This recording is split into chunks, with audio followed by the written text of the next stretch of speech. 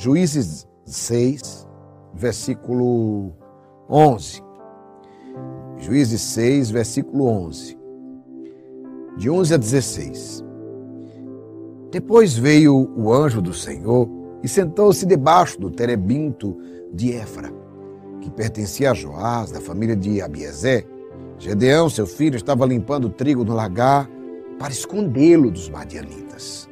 Preste atenção. Gedeão estava fazendo o quê? Limpando o trigo no lagar para esconder os madianitas.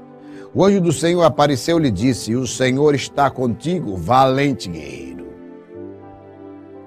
Gedeão respondeu: meu Senhor, se o Senhor está conosco, por que nos vieram todos esses males? Onde estão aqueles prodígios que nos contaram os nossos pais, dizendo: o Senhor fez-nos verdadeiramente sair do Egito?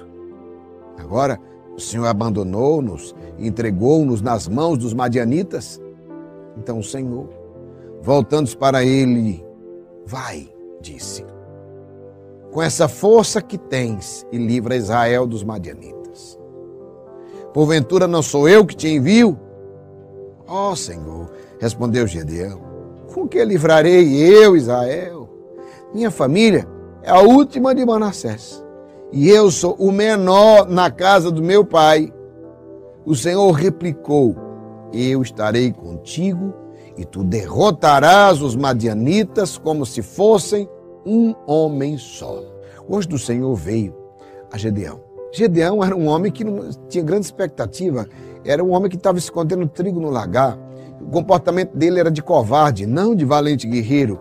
Mas é interessante, porque muitas vezes nós olhamos para nós, para nossas atitudes e para o nosso passado, e nós vemos: eu sou um fracasso, eu já vi gente dizer isso, eu não tenho sorte, nada para mim dá certo, não sei o que, ó vida, ó azar, ó calor, para mim eu não teve isso e aquilo. Gedeão era exatamente essa figura. Estava limpando o trigo no lagar. E aí quando o anjo aparece para ele, diz uma frase: o Senhor está contigo, não temas, valente guerreiro. Ei, o Senhor vê Gedeão como valente guerreiro, mas Gedeão se vê como um covarde. Ele disse: Ei, será que o Senhor não errou o caminho? Ei, Gedeão faz o questionamento ao anjo: ei, não, eu não. Gedeão está dizendo: eu não, acho que o Senhor viu errado.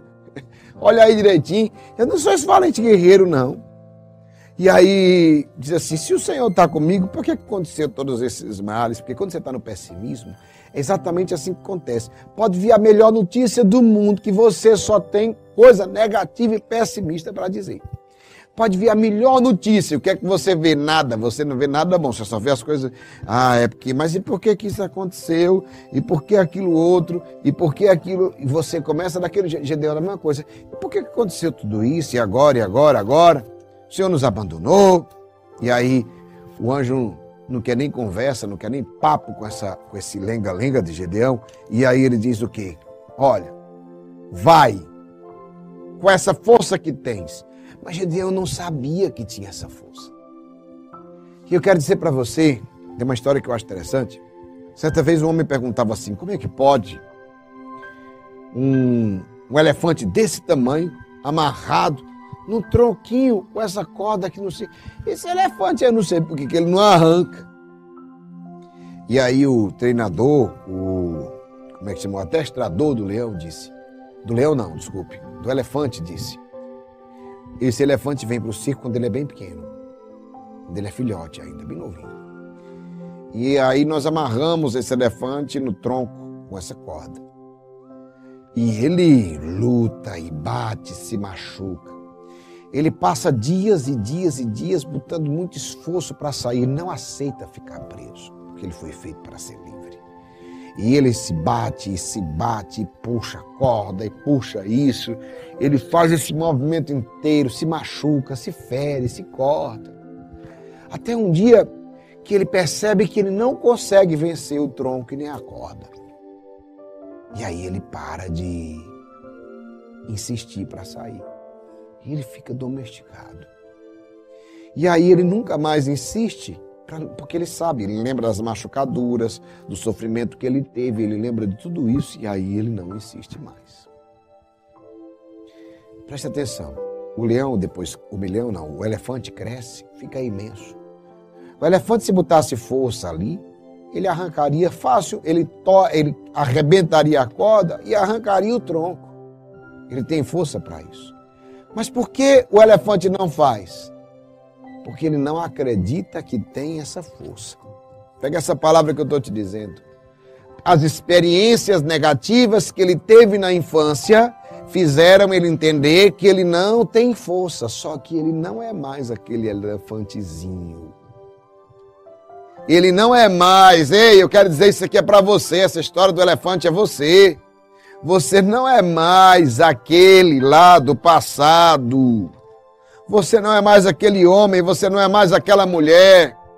Você não é mais o mesmo, só que as tuas lembranças do passado fazem você acreditar, como o elefante, que você não pode vencer essa corda que te prende. Você não pode sair dessa prisão. E eu quero dizer, você pode sim e pode muito, amado. Você pode sim e você pode muito. Ter consciência disso, assim como o elefante pode, você só não tem feito esforço para fazer isso. Se você fizesse o esforço, se o elefante fizesse esforço, ele arrebentaria tudo. Se você fizer esforço, você sai dessa.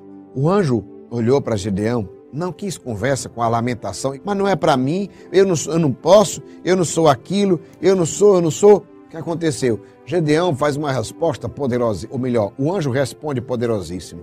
Olha, ele diz, vai com essa força que tens e livra Israel dos madianitas, porque não sou eu que te envio. Gedeão mesmo assim titubeou. Mas com que eu livrarei Israel? Minha casa é a última de Manassés. Minha família é a última de Manassés. E na minha família eu sou o menor, eu sou o último da minha casa. O Senhor replicou, eu estarei contigo e tu derrotarás os madianitas como se fosse um homem só. Ei, você que está se perguntando, você que está ouvindo tudo isso e está perguntando igual a ele, mas como eu vou fazer isso? Como? Eu sou o menor, eu sou o mais fraco, eu sou isso, eu sou aquilo. Como eu vou fazer isso? O Senhor estará contigo e Ele te dará a vitória. Ei, amado, todo mal que se levantou contra ti já tem a derrota decretada. O Senhor replicou, eu estarei contigo e tu derrotarás os madianitas. E tu derrotarás esse mal. E tu derrotarás, e tu derrubarás essa barreira, essa muralha. Ei, o Senhor está contigo e tu derrotarás o inimigo. Um dos significados secundários do nome Gedeão é guerreiro. Mas o anjo do Senhor, uma prefiguração de Jesus, o encontrou amedrontado e escondido dos inimigos madianitas, enquanto limpava o trigo no lagar. E, numa aparente contradição, que só Deus é capaz de subverter, o encarregou de libertar não só a casa dele, nem só ele, mas todo o seu povo. Mais ou menos como acontece comigo e com você hoje. Quando Deus nos encontra, nos comissiona a fazer uma coisa que até nós mesmos duvidamos que sejamos capazes. Eu vou dizer para você quantas vezes eu duvidei, toda vida que Deus me deu uma missão, quantas vezes eu duvidei que eu seria capaz de fazê-lo. E vou dizer para vocês, preciso dizer, muitas e muitas vezes eu duvidei se eu seria capaz de fazer, de realizar. Até que partamos na força que o próprio Deus supre. Podemos e devemos considerar 4 aspectos da vida de Gedeão que certamente servirão de baliza para hoje, para nós, sabe, de modo que possamos aprender com ele. Primeira coisa, o chamado. Então o anjo do Senhor lhe apareceu e lhe disse, o Senhor é contigo, homem valente, o valente guerreiro. Pelo contexto da história, não pareceria realista afirmar que o Senhor estava com Gedeão. Por quê? Por todas as derrotas. Tampouco que ele era um guerreiro valente. Disso nós aprendemos 3 lições de como Deus nos trata a despeito das nossas circunstâncias. Agora é simples. Primeira lição. Deus não enxerga a nossa realidade. Deus enxerga a nossa realidade de um modo diferente do que a vemos. E aí o que é que diz a palavra? Porque o Senhor não vê como vê o homem. Presta atenção. De um mal aparente, Deus tira um bem permanente. Então Deus não vê a situação como nós vemos. Nós olhamos muitas vezes e muitas situações em nossas vidas. Quero dizer para você, nós olhamos muitas vezes e muitas situações em nossas vidas como o fim. E como é que Deus vê? Deus vê como o começo. Nós olhamos, eu vou dar um exemplo para vocês até de uma moça que eu conversava esses dias, que ela chegou para mim dizendo, eu vou morrer, eu vou me matar, parece o fim da minha vida, meu namoro acabou e etc. Ela chegou para mim, eu acompanhei essa moça, e ela dizia, eu vou morrer, eu vou me matar, e eu, calma, é o fim, é o fim. E quando eu conversava com ela, que ela me partilhava os pontos do relacionamento, e eu dizia, não pode. E ela depois começava a colocar as lamentações do relacionamento. E tanta coisa ruim, gente. Tanto sofrimento que ela passou, tanta humilhação que ela viveu, tantas coisas tristes, sofridas que ela viveu naquele relacionamento, que eu olhava e dizia, minha filha, você não pode ter saudade disso, não. E aí eu fui colocando na cabeça dela, ela foi entendendo que era o quê? Que aquele namoro era péssimo. E aquela tristeza, aquela vontade de morrer, eu vou dizer para vocês, bateu um mês, ela estava numa alegria, numa felicidade, dizendo que libertação. Basta se trabalhar para você ter consciência. E aqui não foi nem um trabalho espiritual, foi um trabalho humano mesmo, sabe, afetivo, dizendo para ela, mostrando com clareza para ela o livramento. E depois o rapaz procurou ela para voltar, sabe? Que era o que ela mais queria quando ela começou a me procurar. E depois ela disse, sai de mim, Satanás. Afasta-te de mim, Satanás. Eu volto para essa prisão nunca mais. Eu não quero mais isso na minha vida. Então eu vou dizer, muitas vezes nós vemos a realidade que Deus está vendo outra. Senhor, por que o Senhor permitiu o fim desse namoro? Para livrar, para salvar a tua vida, criatura. Para você ser feliz. Porque desse jeito você não conseguiria ser feliz, então Deus não vê a realidade do modo que a gente vê. Então eu vou te dizer, Deus sempre vai ver o mal aparente e Ele vai ver o bem permanente que tem. Talvez eu estou chorando por esse mal aparente, mas Deus está preparando um bem permanente. Gedeão começou pensando desse jeito. Mas depois de tudo que nós passamos, por que vocês não agiram antes? Por que Deus não veio antes? Por que o Senhor não fez antes? Não. A tua vida... Você tem um futuro ainda muito grande, muito belo para frente. Ao invés de chorar pelo que aconteceu lá atrás, projete um futuro brilhante, lindo e feliz para você. E lute para construí-lo agora. Não existe idade para ser feliz. Não existe idade para prosperar, para crescer, para dar a volta por cima. Não existe idade. O Walmart, quando se tornou o homem mais rico do mundo, ele já tinha mais de 60 anos. Entendeu, não? Estou só dizendo uma coisa para você. Quando começa uma virada na nossa vida, não tem idade. Tem gente que começou a estudar, tem gente que começou a fazer certas coisas na sua vida com mais de 60 anos. E aí? E qual é o problema? O problema é nunca começar a virada.